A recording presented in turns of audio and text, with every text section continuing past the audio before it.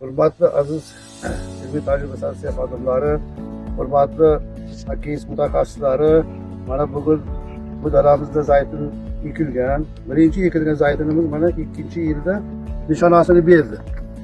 Mana hosil berdi mana. 3-yil hisobida hosil berdi mana.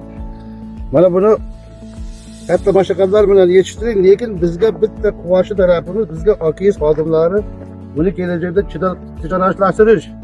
Boshqa ekinlarimiz, bir zaytunimiz, oshqovoq, boshqa ekinlarimizni yo'lga qo'yib yordam berib kelmoqda. Rahmat bu kishilarga.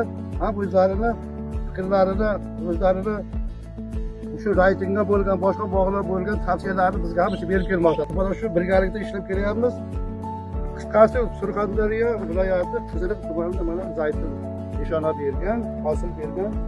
Mana o'tgan yili 6 daraja sovuqqa chidadi.